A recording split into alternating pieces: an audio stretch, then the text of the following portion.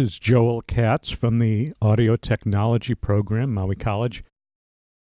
I'd like to show you how to set up the plugins I want you to use in our GarageBand projects. To set this up, here's just a simple project. I'll just show this on one track, and it's the same for all of them. One track here, hide those recording settings, but open up your plugins so you can see this.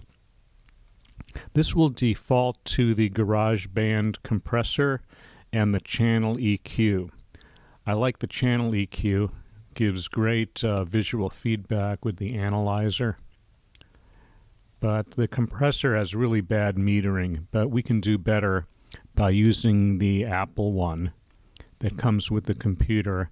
And the one I like even more is the multi-band, but let me show you how to set that up. So let's get rid of this compressor.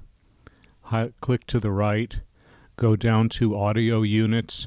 If you don't see audio units here, go into GarageBand preferences, and there's a box to check to show the audio units plugins. So go to audio units, go to Apple, go over to the audio units multiband compressor, and there it's going to open up.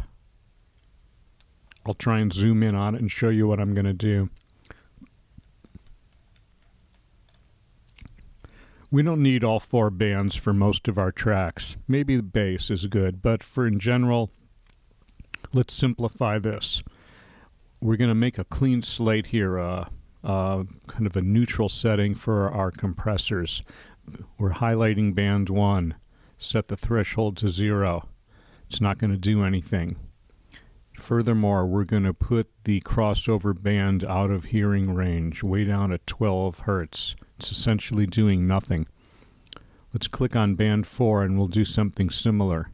This is the high band. Pull that threshold up to 0. It's not going to do anything. Let's go and pull that out of range on the high end.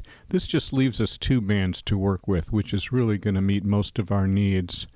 I'm going to set my crossover point for this at about 250, 251, whatever. Yeah, around 250. Click on band 2. So let's make a nice neutral setting.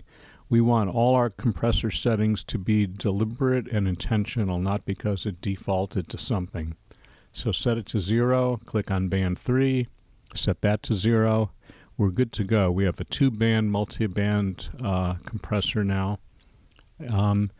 Let's go to our details here too. I don't like these fast attack times. We want it to let through a little life. So let's go make a default here at about 50 milliseconds, 50 thousandths of a second. Now let's save this because we're going to use it quite a bit and bring it into our tracks. Up in the settings field here, it's on manual, but do save as. Name it. I don't know if you can see what I'm naming it as. It might be off the screen, but I'm just going to call it Joel Comp. C-O-M-P for compressor. Hit save. And now